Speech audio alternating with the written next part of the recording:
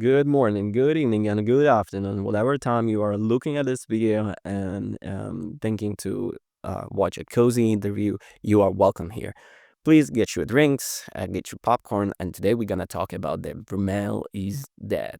Or Romeo is Dead. I think Romeo is Dead. Well, actually, I was playing this game on my PlayStation 5, and Grasshopper Manufacturer are developer and the publisher of this game. So Romeo is a Dad, man, takes so many of Suda 51 passion and lays them out in a such stylish fashion, blending in a variety of art mixes, um, styles, and fully rendering cinematics with the comics books panels and clever help systems, which feel inspired by the games like a Fantasy Star on the Genesis. Well, their creativity doesn't stop there. If you have played games like No More Heroes, Killer's Dead, maybe Lollipop Chainsaw, and even Shadows of the Dam, you can have an idea and understanding of what to expect. Well, what do I mean? You get a true single player action adventure that feels like a kind of sci fi space opera with a mix of grindhouse and retro pop culture in there. It's a big boiling pot, and even the awesomeness music from the J pop Grand Shada Par seasons it with own nostalgic energy. So you play as the Romeo Stargazer. It's a rookie cop that finds a woman aptly named Juliet during a night patrol that becomes the center of his world, only for it to be cut short with an unexpected visit from a white demon that attacks Romeo near to death. This is where Romeo's grandfather, Benjamin Stargazer, saves his lives by injecting Romeo with tech that brings him back as a dead man. Wow. As that man, you are a part of the bigger plot to save the world with the FBI space-time police. Yeah. We will leave it there because another awesome feature is, despite the world building the context to the story, you get right into the action fairly quick. And from the initial combat, the game feels like a spiritual successor to No More Heroes with a smooth melee combat. Romeo, I mean the Dead Man, has access to some kick-ass tech known as the Dead Ball, which gives him access to his melee weapon, the Spacer Katana, and range weapon discovery. Well, the Dead Man having the both close and range weapons is well balanced, and is in your progress in the game, you actually can unlock several other weapons of each kind, and the only one weapon that drew to my soul and delivered to me, I think it was named Arcadia. How awesome is that? Along with the weapons, the ability to upgrade them into the in-game currency with the Emerald Flotions. This can be used for a variety of the upgrades, enhancement, and even with some clever minigames. There is also items known as Sentry and Red Sentry that you use to level up your weapons as you play through the initial level of the game. You will be treated to a hub world where many of the story points and supporting characters you meet, and well, also important to avoid the story details because I enjoyed the experience most without seeing much other than the initial trailer.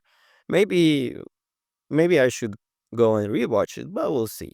So I'm here about to talk the gameplay and other features on how I felt in the game.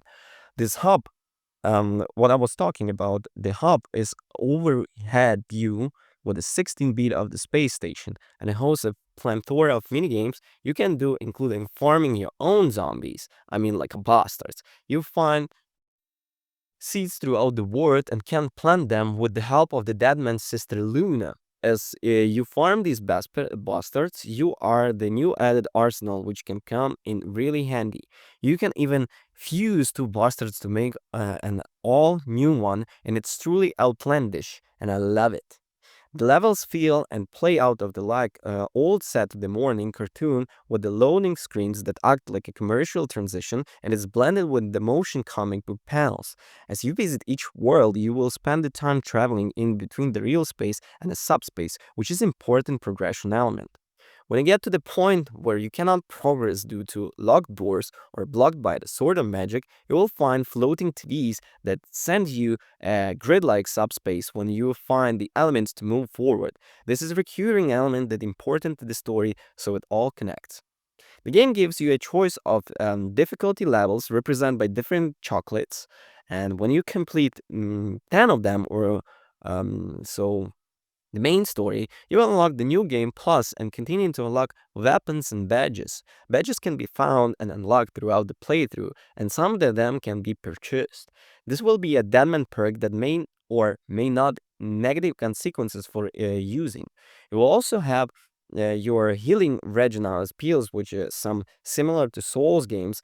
You will start with a couple, but can extend the carrier amount the health capacity within one of the minigames. Deadman may start off with animal stats, but you can build him up in a variety of ways depending on how much you spend your time with the minigames. These visuals are beautiful and delightfully grotesque at the times, but the perfect marriage for your twisted sci-fi adventure. One of the neat combat features is the blood menu. As you dish out your bloody murder, you will build up a bloody meter, which gives you the ability to perform a finishing move which varies between each weapon called Bloody Summer. These ultra stylized attacks are great for bosses in the crowd control. These are also just fun to perform. These can also be upgraded to do more damage and eventually stockpile more than the one-offs of the attacks. As you progress, you may feel the need to go back to farm and unlock more powers ups. During your exploration in between the worlds, you have the ability to visit little pockets dimensions called the Palace Athena. These are designed dungeons with a variety of the difficulty whenever you can earn an upgrade currency like sentry and badges you cannot get elsewhere. This is the plenty of replayability and mini games to keep you busy keeping the gameplay flash. It felt good just to see the dead man get ready before a level or the boss use the simple button sequence to get the motion flowing. It's an indie masterpiece, and I truly hope the game will develop more and the more newcomers extend their hand on something awesome. This game is the word of AAA games, probably maybe even like 50, $60, and you are getting more than your money's worth. Um, well, I actually say that if you are kind of this guy who likes that kind of genre, old school cartoons, comics, sci-fi, like TV shows like Brick and Morty, and so you'll get to love it. I promise you.